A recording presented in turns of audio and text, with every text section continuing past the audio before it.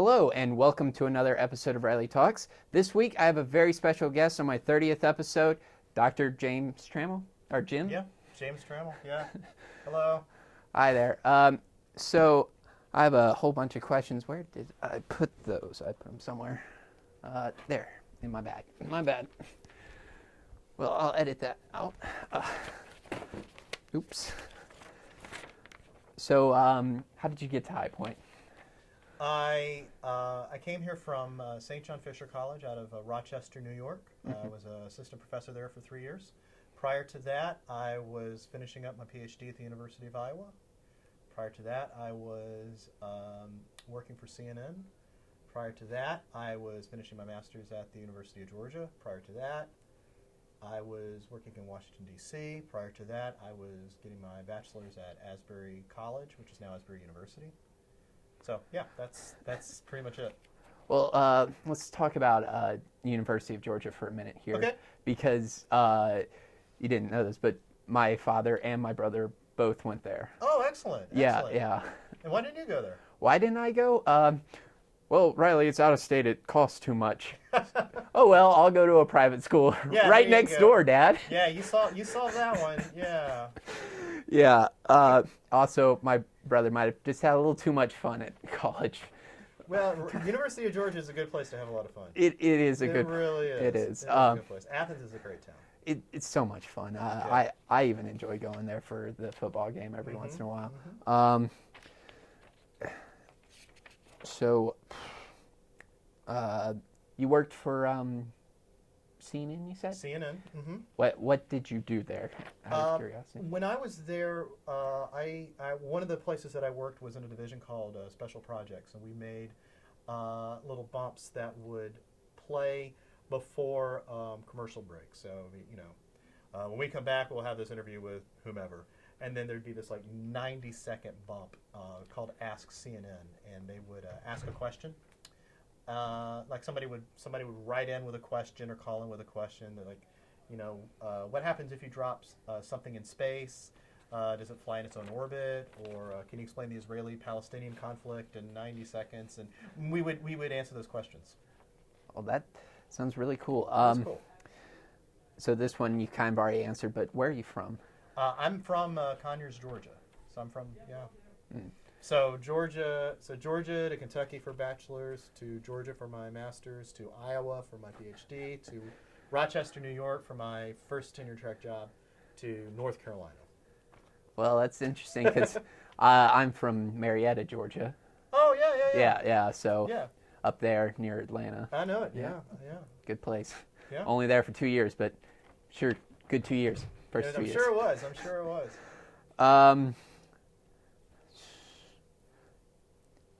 So next question is, what's your favorite project to make your students do?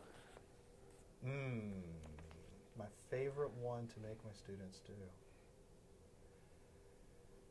Oh man, that's tough to answer because I have to grade all the projects, and I want to make sure that I'm grading something that I'm going to enjoy, watching, and if I'm going to have to spend time, hours and hours and hours watching a whole bunch of projects covering a very similar thing, I want to make sure it's something that I'm going to enjoy. I think the project that I probably most enjoy watching the students do, though, is the studio productions. Mm-hmm. Because the studio productions, what we do in that class is every student is required to produce and direct a 5-minute interview style show, with the rest of the class working as the crew. And it tends to be one of the first video productions that students do. So the first time they come in to do their first shows, they're like freaking out because like they've never used equipment before. They are scared to touch anything. They're scared they're going to break stuff. And then by the time we've gotten through 12, 13, 14, 15 shows, they're walking in like they're old pros and be like, "Oh, I'm going to do something different with this now, and I'm going to try something new here." And that's fantastic. It's exciting to see that transition. So when we do our first few shows, I am spending a lot of time in rehearsal, sort of hand-holding, sort of making sure every student is comfortable using the piece of equipment that they're doing. And then by the time we get to the end of those, a lot of times I just kind of sit back and watch because everybody's got it, and that's exciting to watch. I actually do have a funny story about that. And it's not about me in that class, but my friend was taking the other section of your class, Michael Brett, and like I drove him to his, and I was upstairs like editing, and I'm like, okay, I'll just be here when you're done, you know, so I can drive you back to campus. And I'm up there for like 3 hours, and then I like call him, and I'm like, hey, you didn't come and get me. Like, are you done? He's like, oh man, I finished so long ago. I took the bus, man. It's like, oh, okay, Mike. See, when you did yours on Katy Perry, right? Yeah, one was on Katy Perry, and the other one was on YouTube. Yeah. Okay. So it's like anything that I like, I'll do. Oh, I'm sure. Yeah. That pretty much covers it, right? I mean, there's Katy Perry And YouTube. And I last semester I talked Franklin into doing his show about my YouTube channel. So there was one about that too. Yep. That was fun. Let's see. My next question is, tell us about your kids, because you always have such interesting stories about them. Great. I have a 7-year-old named Cooper, and I have a 3-year-old named Elliot, and they are remarkable. My mother told me before I had kids, she said that you never understand how much you could love someone until you have kids. And she was kind of wrong about that, because like I was confident that I would love them a lot. Like the quantity of love I was like, yeah, okay, I can comprehend that. That's no problem. The quality of it is so weird. Like that, I just had no perception of what that was going to be like. They're the only people in my life who have thrown up on me that I have not gotten mad at. You know what I'm saying? I think so. Okay. All right. They are. I don't know. They're fantastic, and I like talking about them in class. I like. Yeah, I mean, you know this, but when I do tests where I'll have a photograph and say like, you know, what's wrong with this photograph? It'll be a photograph of my kids that I have shot, and they're great. My little one actually, let me see this. He made me come to campus today with stuff like he found his old stuff that he did in his in class, and he's like, Daddy, you take this to work. And you can see around my office I've got like you know, stuff that Cooper's done. He's the 7-year-old, but I don't have a lot of Elliot stuff, so he gave me some Elliot stuff to do. It's like a chicken, and he gave me this one this morning. He's like, that's for you, Daddy. It's mommy, and it's not mommy at all. It's a penguin. And a cow, and he did a little tractor thing, which we're probably going to give to his grandfather. But this is actually this is funny, and actually Emery gave this. Emery's my wife. This is something he did at school. Button bunny, give the bunny some buttons, and he like colors it. And number of buttons 3, and then the bunny's name is Daddy. He named it Daddy. So I'm like, that's excellent. Yeah. And Cooper is 7 years old, and he looks just like me, except his beard is bigger. Aside from that, he doesn't have a beard, but he's a great kid, and he's so funny, and he's so kind, and he's a great big brother. He's never. Do you have a brother? You have a brother. I do. He's an older brother too. Did he ever hit you? A few times, but okay. But I always hit him first because I'm the young brother. I can get away with it. Okay. Cooper has never learned that you're supposed to hit your brother. He hasn't figured that out yet. He hasn't figured out that you're supposed to talk bad about your brother. He hasn't just, for whatever reason in his brain, it just doesn't connect that, yes, brothers fight. Right. He's just never done that. And I think it's great. I'm not complaining about it. I just think it's a testament to what a special kid he is. Yeah. Oh, your mic fell off there. What? Oh man. Well, I hope we got that. Oh man. How long did this fall off? Did this just fall off? It must have just fallen off. I just noticed it. Do you want to check your tape there? Or? Sure, I'll check that. There you go. Yeah. See when it fell. All right. Oh, Yeah. So we were talking about your kids. I forget where we were. Um, let me just. I'll tell a story about the first time I actually ever had any interaction with you, and you didn't know about it. It was the Lego movie on campus, Oh, okay. freshman year, and I'm sitting there close to the front of the movie, and I was like, this was my reward going to that movie after I finished all my work, because I love that movie. I've seen it like 9 or 10 times. That's a great film. It's Oh a my great gosh. film. Like, And it didn't deserve to be that good. I mean, I shouldn't say it didn't deserve to be that good. It didn't have to be that good. it didn't have to be. And it was great. It was great, and like Chris Miller, Phil Lord, the work they did on that, fantastic. It truly shows the love they had for the project. Oh, sure. That aside, like I'm sitting there and this guy with the beard walks in, and I'm like, is that a teacher? I'm like, it's like this guy's kind of out there. He's got the like Chuck Taylors on, and he's got this little kid. Yeah. Yeah, and then this has only happened to me once. The fire alarm went off during the movie. And Oh yeah. yeah, We're we're outside, and he's trying to explain to his kid why the fire alarm went off in a building full of college students. Do you remember what I said? No, Just that I was trying to explain it to him. no, I don't remember. Because I wonder. Yeah, I'm sure I didn't tell him much. I mean, I'm sure that there was a lot of information I chose not to share with him about why the fire alarm might go off there. They're on a. But he was good, man, and you'd seen it before. Oh yeah, I had seen it. No, that was only my second time seeing it. Okay, but you had seen it before, and Yeah. and Cooper and I had seen it before too. And I'm not going to spoil it for anybody, but there's this great twist at the end of the film. Yeah. Now imagine that twist that's at the end of the film. Okay. Imagine you are an adult with your 7-year-old watching it in the movie theater, sitting next to each other. I mean, that's just that just hits you. Right. You know, it's like Right. it's like really so. Yeah. And I enjoy it. In fact, my I don't want to lose my mic here, but where I have a over there on my desk, I have a little Lego house. Oh. That Cooper and I put together. You see it over there? Yeah, Kind I'll of get in the some corner? B-roll of that. Yeah. Oh. And we had a lot of fun putting that together. So when he comes to my office, he always pulls it out and plays with it.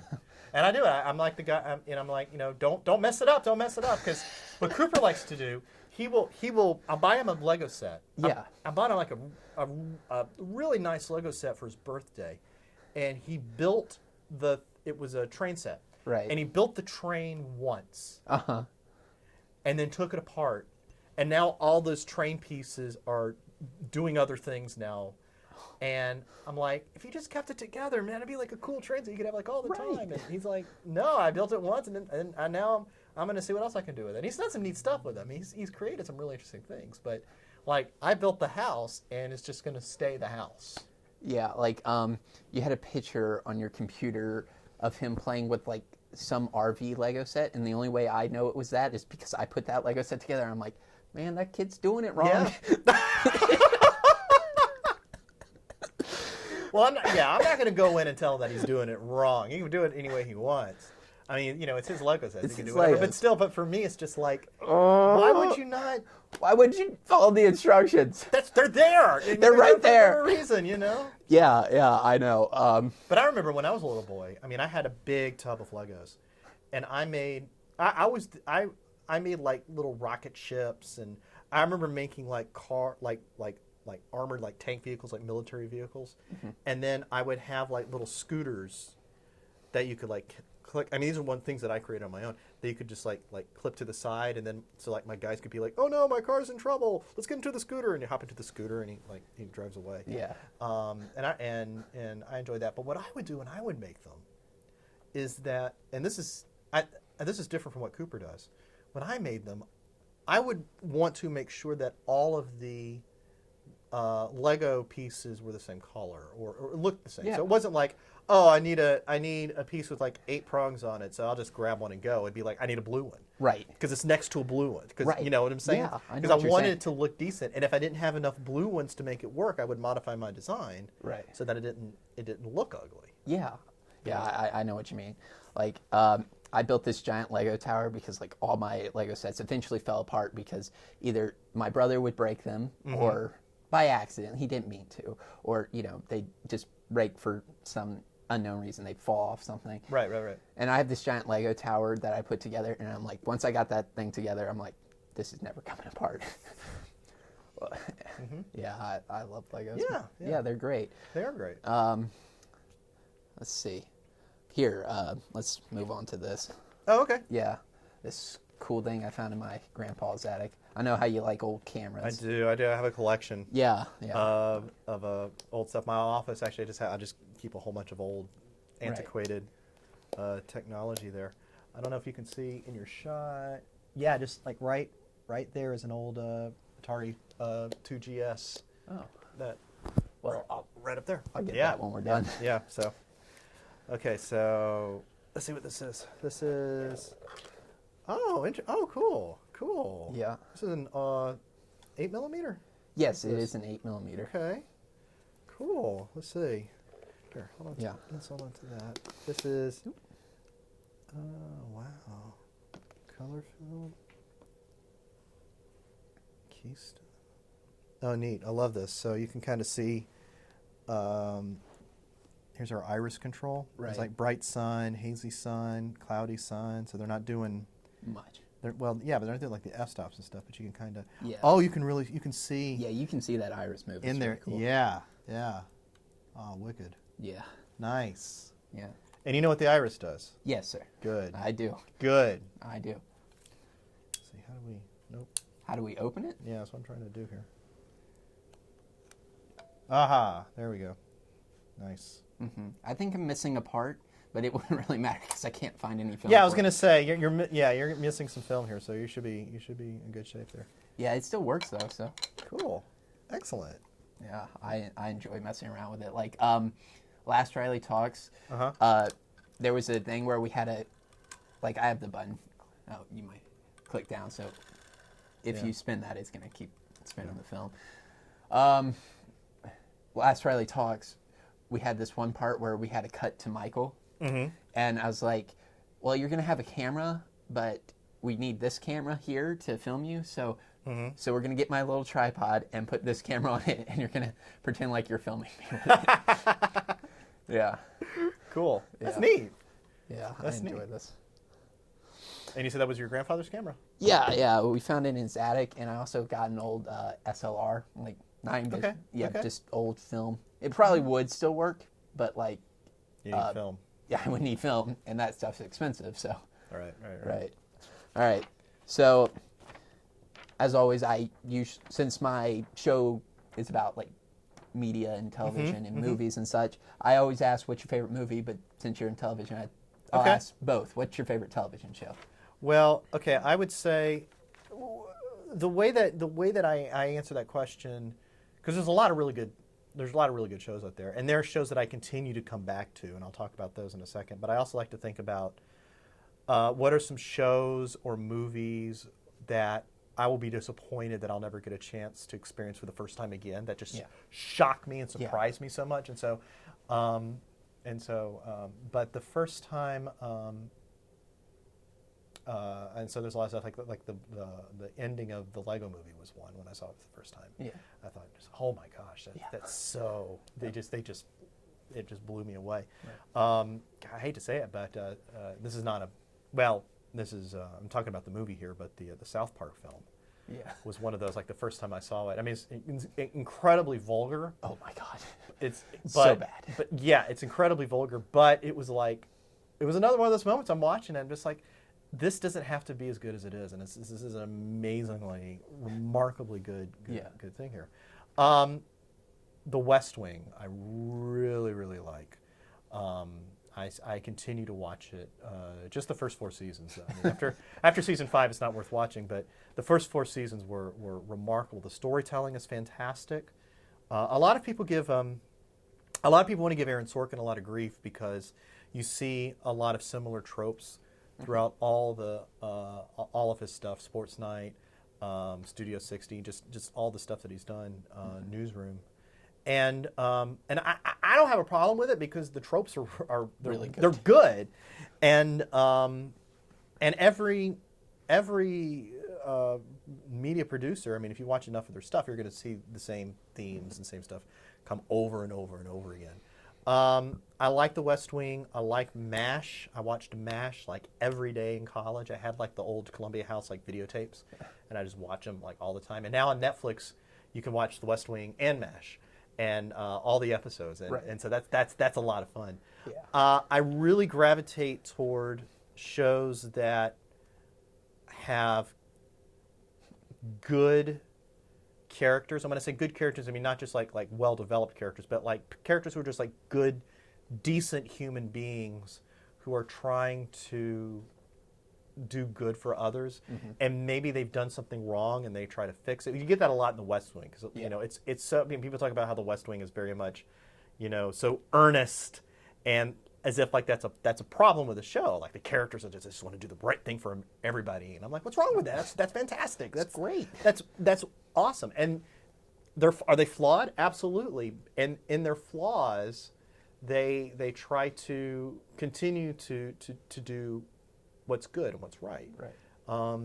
MASH is very similar. You got all these characters who are doctors and nurses, and they are trying to do good in the midst of a war where everything around them is chaotic, and the only thing that motivates them to get them through it is a sense of ethics and morality that's supposed to push them through. And I say all this to say that a lot of people tell me if I like The West Wing, I need to watch House of Cards. And I can't get into House of Cards because there's just no decent human being on that show. And if I'm going to spend an hour watching something, I want to spend it with people I'd want to hang out with. And I don't want to hang out with anybody on that show. And I don't want to hang out with anybody on Breaking Bad. And I don't want to hang out with anybody on a bunch, you know, it's like, who do I want to hang out with? Folks from West Wing, folks from MASH. Maybe I can tolerate the folks from The Simpsons. But aside from that, it's like, you know, if I wouldn't hang out with you in real life, why would I watch you on television? Yeah. Like, okay, so speaking of, yeah, you're right about House of Cards. Like, I do watch the show. I have enjoyed it. Season 3 was not that good, in my opinion. Well, sure. Yeah. It was nowhere near as good as the first two. Yeah. But and I'm going to interrupt you. That's not to say it's probably not a good. I'm not saying it's not a good show. I'm sure it's a great show. Yeah. I mean, David Fincher is. I mean, David Fincher doesn't do a lot of bad stuff. I'm sure that he. 3. Okay. But he, yeah. So I mean, I'm confident that it is a fantastic program. Yeah. But it's just because it's good doesn't mean I need to waste my time watching it. Right. Like, yeah. Like when people ask me to describe it, I'm like, yeah, it's like The West Wing, but I don't feel good at the end of each episode. And like, okay, it's like The West Wing. At the end of The West Wing, you're like, you know, this is the best of America. It's like, man, if only we had President Bartlett in the White House. Exactly. Yeah. Everything would be all good. Yeah, and then you watch House of Cards, and it's like, dang it. Yeah, come on, man. Is my government really like this? Why can't we have the decent people? You know, right? Yeah, and when you told me MASH and West Wing were your two favorite shows, I'm like, he must be an Alan Alda fan.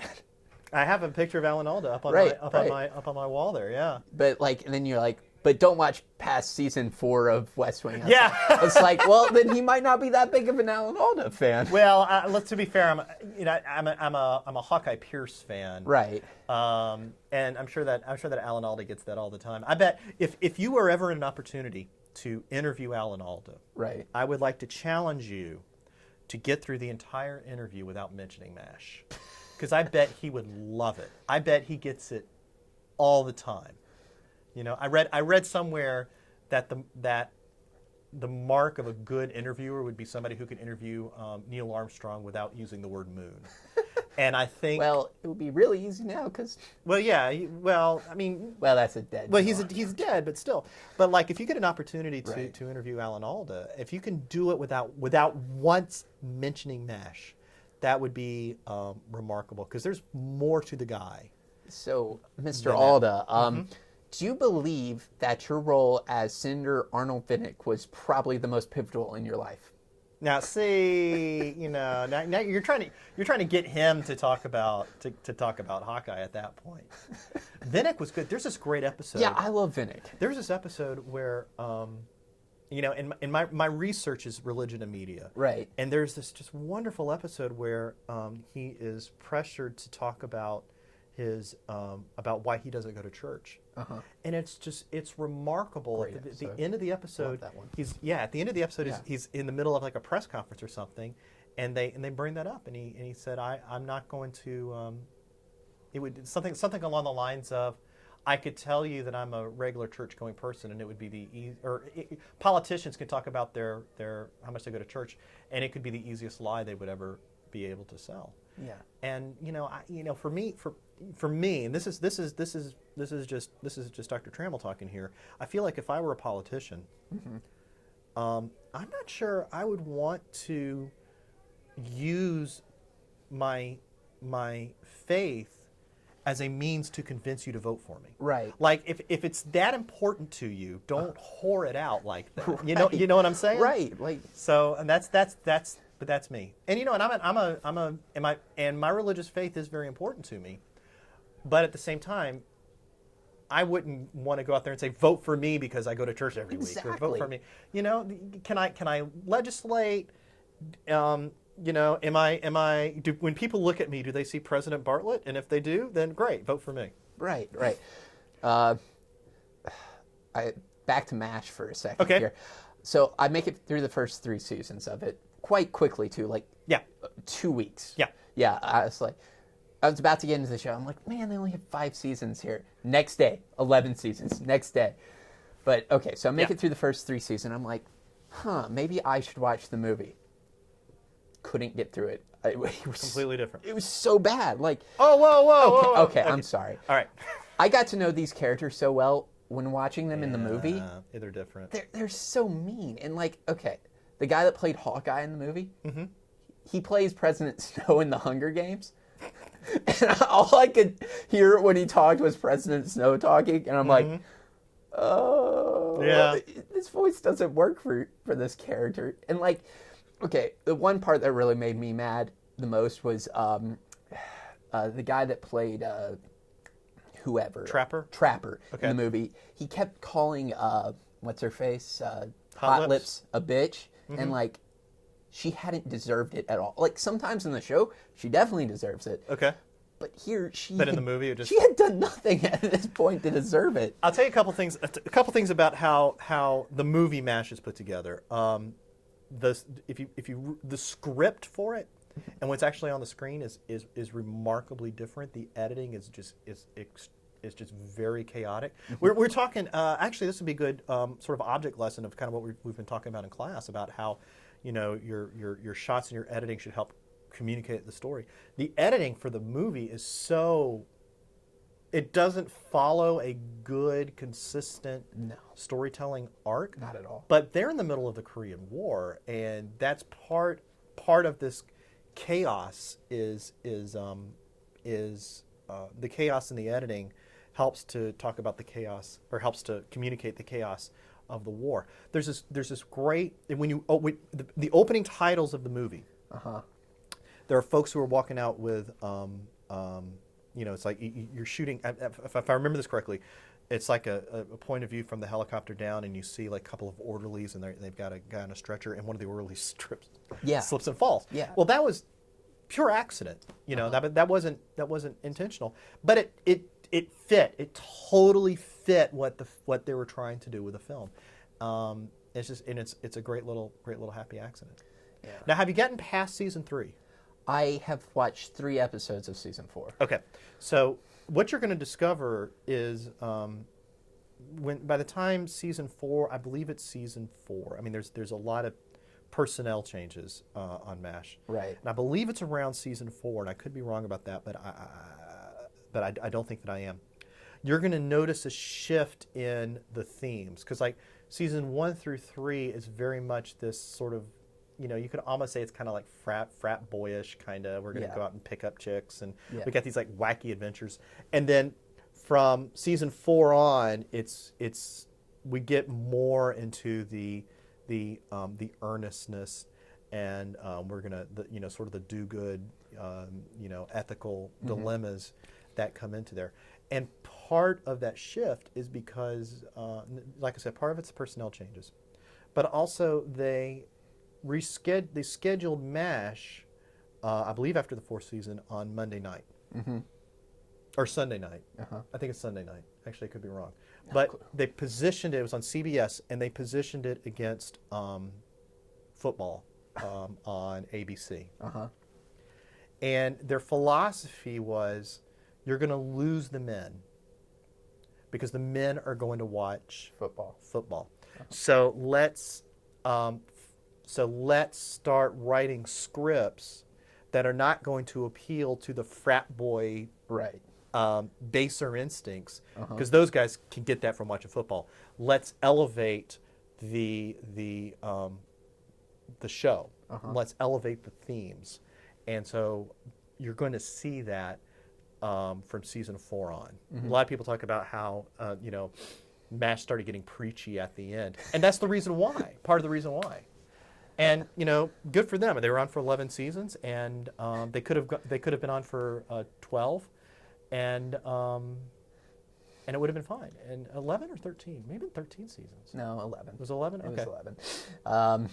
I know because I was looking at the IMDb, and like you said, Family Guy. You didn't say this, but I know you don't like it. But I don't like Family Guy. One Family Guy joke, Peter's like, not like when Alan Alda started directing there at the end and it got all preachy. Yeah.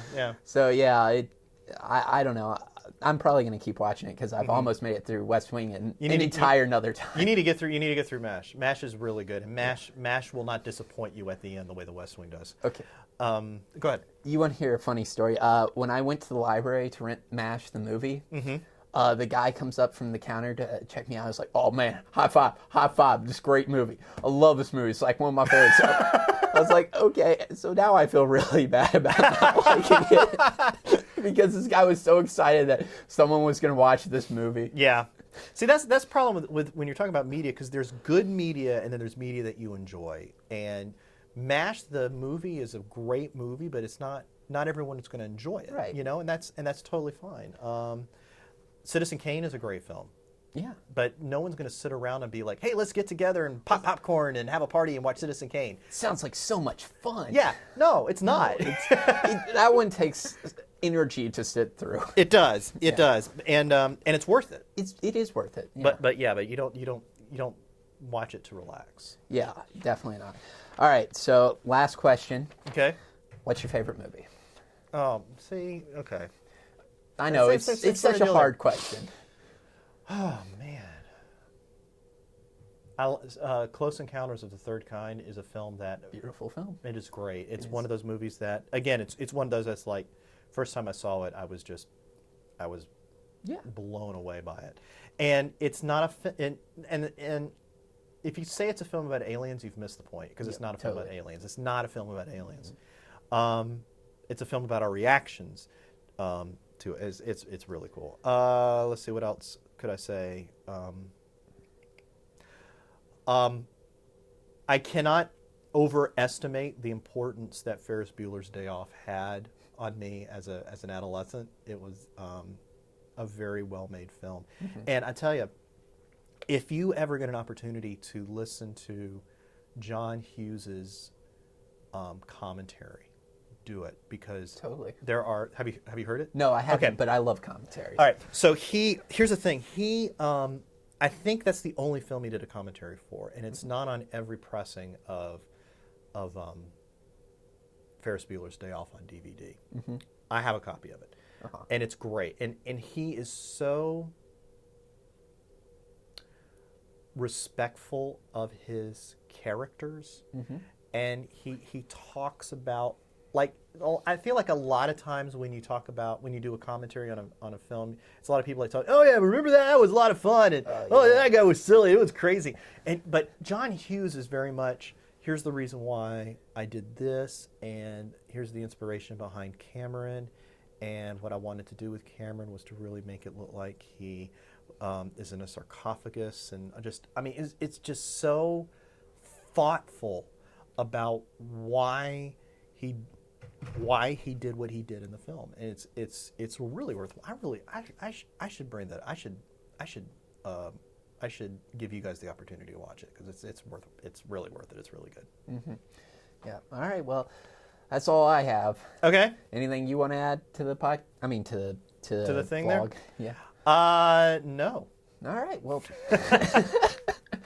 All right. Well, thank you, Dr. Trammell. Thank you. It's been great. I'll add one thing. Katy Perry is overrated. Oh my God! All right, this is not going out to the public. This is over. Ah! Ah!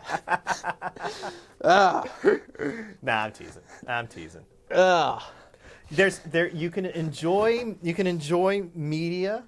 It kind of goes back to there's media that's good and there's media that's enjoyable, and sometimes they overlap. Mm-hmm. And sometimes they do not, and that's totally fine. I just wanted to get a rise out of you. Yeah, it worked, didn't it? It totally did. I knew you weren't serious, and it still got a rise out of me. Hey, it was a lot of fun. Well, thank you. Thank you so much for being here. All right. Well, it'll be up on Friday. Oh, cool. Yep. All right. Thank you. Here you go. You want to get B-roll of some of the stuff we talked